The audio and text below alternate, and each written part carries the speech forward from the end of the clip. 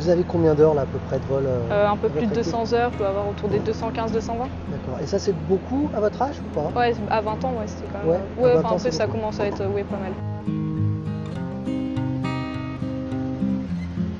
Dans le cadre de notre série Quimper donne des ailes, aujourd'hui on est avec une jeune quimpéroise qui elle aussi a eu des ailes à Quimper. C'est Astrid Corr. Voilà. Bonjour Astrid. Bonjour. Et Astrid qui va nous faire le privilège aujourd'hui de nous emmener un petit peu dans les airs. Est-ce que Astrid, vous pouvez nous dire où est-ce que vous allez nous emmener? On va au Glénan, donc, qui est l'archipel au sud de Quimper. Le paysage est magnifique, vous verrez. C'est plutôt agréable d'y voler. Bon, on va pouvoir s'en rendre compte tout de suite en allant faire un Ça. petit tour du côté des Glénans alors. Exactement. C'est parti, vous embarquez? Batterie sur on. On. Voyons test, c'est bon. Vous avez combien d'heures là à peu près de vol Un peu à plus de votre équipe? 200 heures, je dois avoir autour des 215-220. D'accord. Et ça c'est beaucoup à votre âge ou pas? Ouais, à 20 ans, ouais, c'était quand même. Ouais, à 20 enfin, ans, après, c'est ça beaucoup. commence à être pas mal.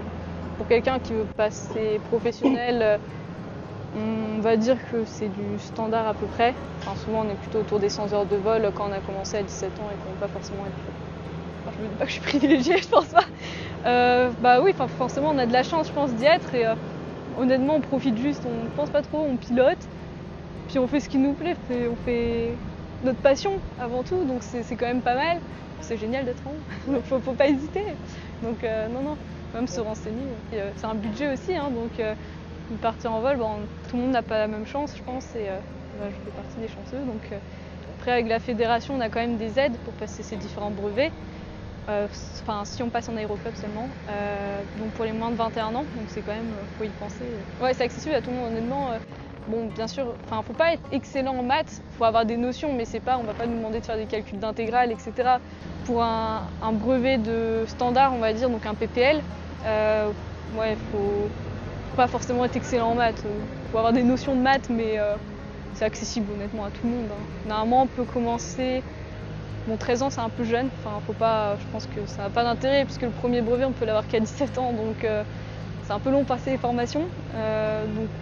Plutôt vers 15-16 ans, peut-être commencer à y réfléchir et ça commence à être bien. Après, on peut commencer à tout âge, faut pas hésiter.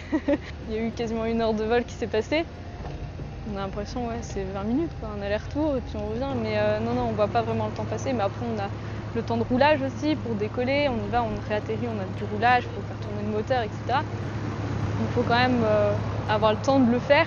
Il faut s'organiser aussi si on veut passer des heures, prendre le temps de faire les formations, etc. Et ça, c'est important.